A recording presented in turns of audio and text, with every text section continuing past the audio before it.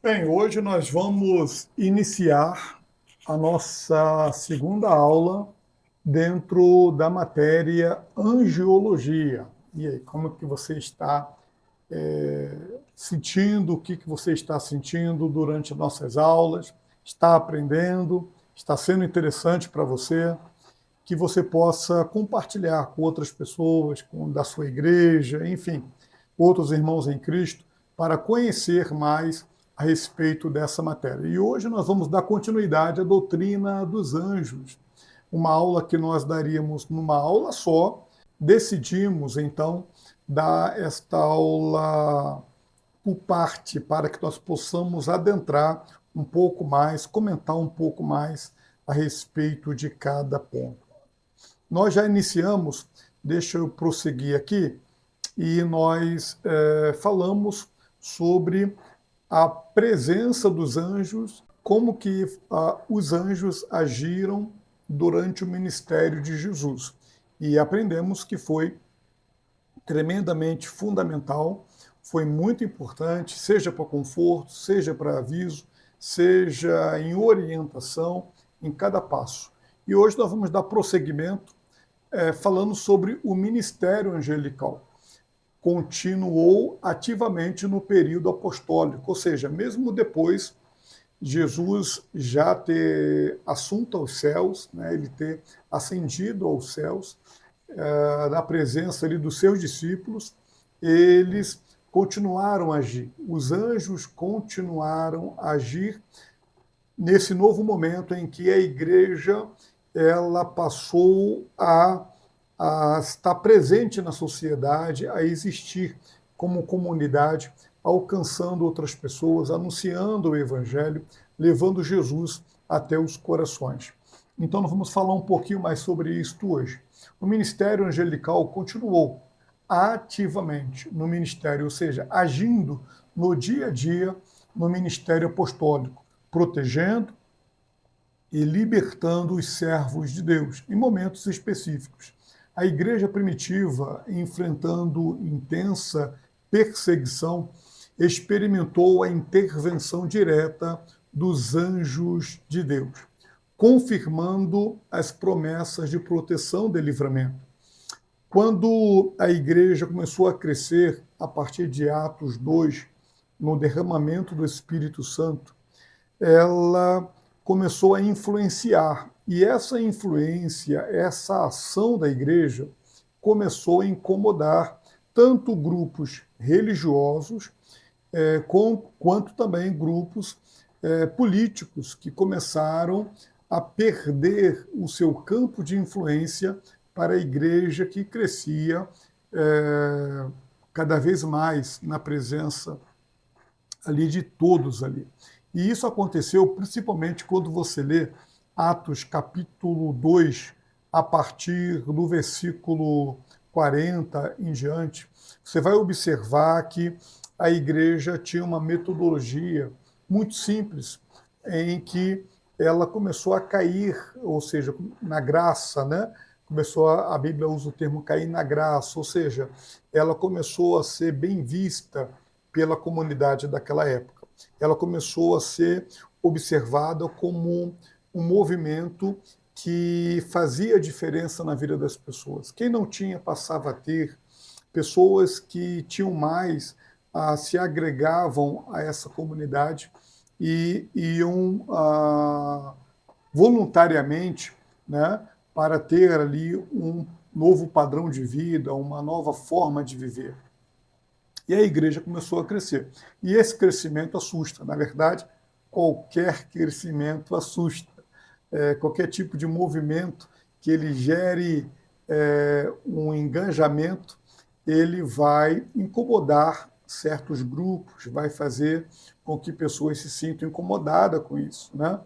Então, nesse crescimento, a igreja ela começou a sofrer retaliação.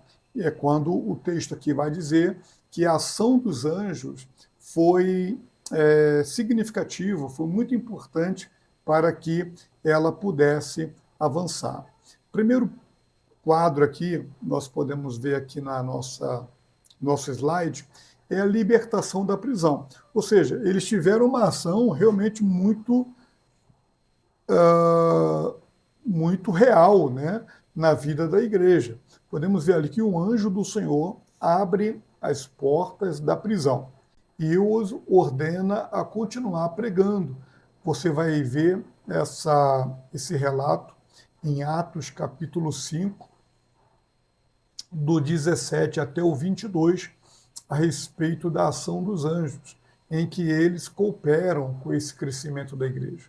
A igreja, mesmo perseguida, a igreja, mesmo sendo ali uma ameaça àquela sociedade, não a sociedade em si, as pessoas comuns, mas os religiosos, né? Ela tem a ação dos anjos a respeito do seu crescimento. Resgate de Pedro está no capítulo 12, do versículo 2 ao versículo 11. Na noite anterior à sua planejada execução por Herodes, um anjo desperta Pedro, solta suas algemas e o guia para fora da prisão, segurança máxima, né, de segurança máxima. Então Pedro estava ali sendo separado para ser executado, ele como um líder da igreja, um dos líderes, né, da igreja. O diabo sempre procurou inflamar corações para perseguir líderes da igreja, porque ele entende que se atingir o líder, ele consegue dissipar ali os demais, né? Ele consegue espalhar os demais. Então, o foco sempre foi na liderança. A importância, aqui um adendo, uma observação importante, né? A importância da liderança sempre ter isso em mente, tá? Consciente disso, que ela vai ser sempre um alvo da ação do inimigo para poder parar a igreja. Então, a vigilância tem que ser sempre maior, sempre dobrada. E voltando aqui, então, Pedro, como um dos líderes da igreja, ele não era o único, tínhamos ali Tiago, né? Tínhamos ali outros apóstolos que não aparece tanto, não estão tão em evidência, mas eram uma das lideranças importantíssimas do avanço da igreja. Ele foi preso. E nesse processo, a igreja orava constantemente para que Deus pudesse agir. A importância da intercessão, a importância da igreja orar pelo seu líder, né? A igreja ministrar sobre a vida do seu líder. O líder não precisa estar preso, não precisa estar numa situação como a de Pedro. Ele pode estar passando por qualquer outro tipo de luta, ou nem sempre a igreja vai saber qual tipo de luta, mas é importante a intercessão constante. E o anjo agiu como uma resposta de oração. Então, nesses casos, a ação do anjo ela é real, ela é presente, ela é algo que age dentro da realidade, a ação do anjo.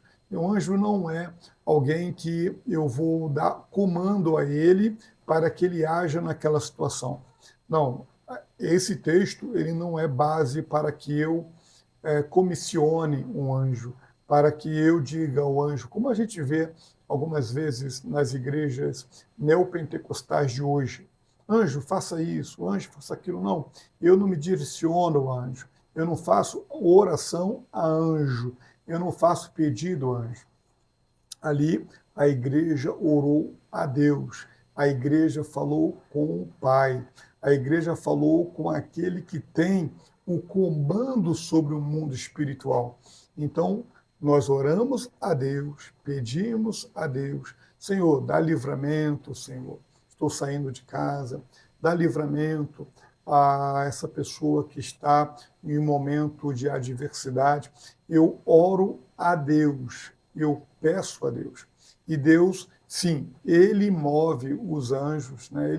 Ele vai agir naquela situação, Ele vai agir naquele episódio, seja movimentando um anjo para livramento, seja movimentando o anjo para uma mensagem, como nós demos a aula passada aqui, o Senhor moveu o anjo a respeito da vida de José para que ele voltasse a estar com Maria, porque o que havia acontecido não era uma obra natural, era uma obra do Espírito Santo, uma ação sobrenatural. Então, Deus move seus anjos quando ele quer, na maneira que ele quer. Então, eu peço a Deus. A igreja orou a Deus. O anjo não está a meu serviço. Ele é meu conservo. O que é isso que quer dizer? Ele é servo assim como eu. Né? Ele é um servo do Eterno, do Criador, do Senhor de todas as coisas, assim como eu sou servo também de Deus. Então eu não oro ao anjo. Que isso fique muito bem claro para a nossa compreensão da ação do anjo. Ele tem uma ação muito específica. E essa ação, ela é direcionada por Deus. Amém? Então vamos prosseguir aqui. Retornando, então, o último quadrante vai nos trazer sobre o conforto a Paulo. Durante uma violenta tempestade no mar, um anjo aparece a Paulo, garantindo que ele e todos a bordo do navio seriam salvos do naufrágio. Essa passagem, esse texto, está em Atos, capítulo 27, 22, 24. Você tem a liberdade de pausar o vídeo. É importante até que você assista o vídeo com a Bíblia aberta e você leia o texto. Isso significa você reagir à aula. Você não ser apenas um espectador que coloca o vídeo e fica acompanhando. Não. Eu quero convidar você a interagir com o vídeo. Ou seja, sempre que eu falar um texto bíblico, alguns a gente vai ler, outros não. Você pausar o vídeo e você ler o texto. Isso vai ampliar a sua compreensão, move o seu cérebro, a atenção ao que você está aprendendo. Então tem um valor cognitivo muito importante. Durante a aula, você lê os textos. Aqui eu não vou ler porque o fundamento aqui não é falar sobre o texto em si, é mencionado, mas trazer a máxima daquele texto, ou seja, a síntese do que ali se trata. E o texto aqui, ele trata a respeito da ação de Paulo, né, ou melhor, a ação do anjo na vida de Paulo a respeito daquelas pessoas que estavam com ele, tratando sobre confortá-lo de que não iria naufragar, ou seja, aquela missão, aquele transporte, ele estaria seguindo seguramente. Deus usa anjos para transmitir mensagens. Isso pode acontecer em sonhos, isso pode acontecer com você até acordado. Você está falando com alguém e esse alguém fala algo e você, peraí, nem conheço essa pessoa, pode ser um anjo do Senhor. Anjo, eles podem se tornar visíveis, mas temos base para isso na Bíblia? Claro que temos. Temos ali, como falamos, o anjo falando com José, ali foi em sonho. O anjo soltando Paulo, o anjo, ele precisava ter uma ação no mundo físico para aquilo, né?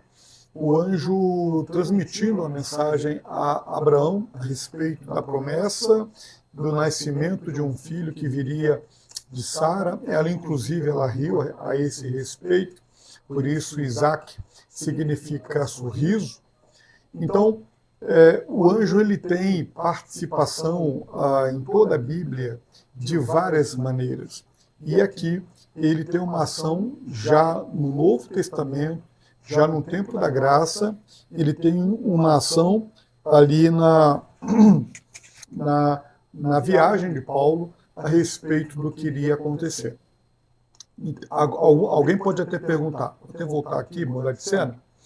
Alguém pode até perguntar, mas eu não vejo anjo, eu não sonho com anjo, eu nunca vi um anjo. A questão não é você se preocupar com essa questão, de ver um anjo. A questão não é você ver. A questão é você saber que biblicamente é possível. Sim, é possível acontecer, né? E isso acontece quando? Acontece segundo a vontade soberana de Deus, numa ação específica, num movimento específico, ou seja, havendo uma necessidade para que aquilo aconteça, vai acontecer em um livramento, em uma mensagem, em uma ação real, né? Em uma ação em que aquilo se faz necessário. Quantas pessoas, eu lembro de uma situação, até aproveitando aqui para trazer uma experiência pessoal, não foi um anjo que eu não vi um anjo, mas eu estava para atravessar uma pista e eu senti a mão de Deus, eu senti uma mão me segurando ali e eu não dei o passo. E ao não dar o passo, eu tive o livramento de um atropelamento. Quando eu ia colocar o pé, segurei a mão, senti a mão me segurando, esperei, portanto, e passou o veículo em alta velocidade. Eu não tenho dúvida que houve uma ação espiritual, houve uma ação sobrenatural para livramento na minha vida. Então, Deus move seus anjos ao nosso favor, né? Deus move seus anjos ao nosso favor. Voltando aqui ao slide, ele voltou aqui à primeira tela, nós vamos avançar para a tela onde nós estávamos. Bom, para uma doutrina sadia, é fundamental compreender os limites da ação angelical. Ou seja, temos que ter em consciência o que pode e não pode acontecer, segundo uma base doutrinária, uma base bíblica. A Bíblia é clara sobre as ações dos anjos, mas também sobre o que está fora de sua autoridade e missão. Conhecer esses limites nos protege de erros e do culto indevido, ou seja, de ações que estão fora do escopo angelical. Falei já de uma aqui que não podemos orar a anjos, orar para os anjos, né? Para que fique bem claro.